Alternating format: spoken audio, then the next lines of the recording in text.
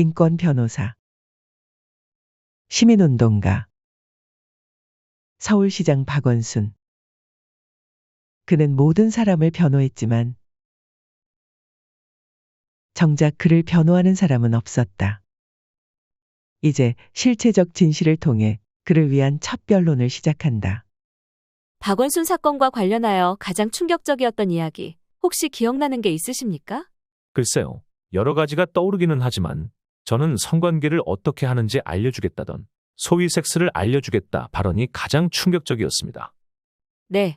아주 많은 분이 그 내용을 보고 충격을 받았다고 하시더군요. 그런데 말입니다. 혹시 그 대화가 적힌 대화 내역이라던가 구체적인 증거를 보신 적 있으세요? 아니요. 이 사건에서 제가 본 증거는 텔레그램 초대 화면이라는 이상한 증거밖에 없었습니다. 그런데 인권위원회 조사에서 이 건을 인정했던 것 아니었나요? 아닙니다. 오늘은 국가인권위원회 직권조사 결정문을 통해 그 내용을 자세히 들여다보겠습니다. 박원순 시장이 고소인에게 섹스를 알려주겠다라는 말을 했다는 주장은 인권위 결정문에 이렇게 실려 있습니다. 피해자의 2020년 5월 15일 정신건강의학과 상담기록지에 따르면이라고 말이죠. 정신건강의학과 상담기록지. 그렇다면 정신과 진료에서 고소인 본인이 내가 이런 피해를 당해서 힘들다고 말했다는 거네요. 네, 그렇습니다. 그래도 국가인권위원회가 이렇게 적어놓은 걸 보면 실제로 있던 일이라고 판단한 것 아닙니까? 결론부터 말씀드리면 국가인권위원회는 섹스를 알려주겠다는 그 발언을 증거로 채택하지 않았습니다. 2018년 행위 발생 당시 피해 상황을 들은 참고인이 없는 데다 참고인들과 나눈 문자 메시지 및 정신건강의학과 상담기록지는 변호사와 만나 상담하고 박 시장에 대한 고소를 결심한 이후 작성되었으며 박 시장의 진술을 청취할 수 없는 상황에서 사실인지 여부를 확인하기 어렵다. 성관계 방법을 설명하는 텔레그램 메시지 역시 피해자가 이를 받았을 당시 보거나 들은 참고인이 없고 이 내용이 디지털 포렌식으로 복구되지 않아 대화 내용을 확인하기 어렵다. 잠시만요. 제가 알기로 고소인이 본인 휴대폰을 6번이나 포렌식하지 않았습니까? 그랬는데도 그 발언이 나오지 않았다는 겁니까? 네, 그렇습니다. 다시 말하자면 첫째, 디지털 포렌식으로도 증거가 나오지 않았고 둘째, 정신과에서 했던 진술은 이미 박원순 시장을 고소하기로 결심한 이후의 한 말이기 때문에 사실 여부를 확인할 수 없다는 겁니다.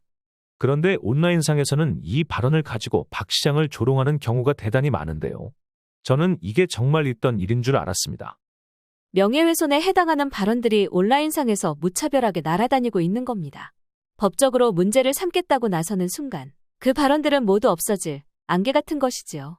이미 고소하기로 결정한 뒤에 증언을 사실이라고 주장한다면 세상 사람 그 누구라도 범죄자로 만들 수 있지 않을까요?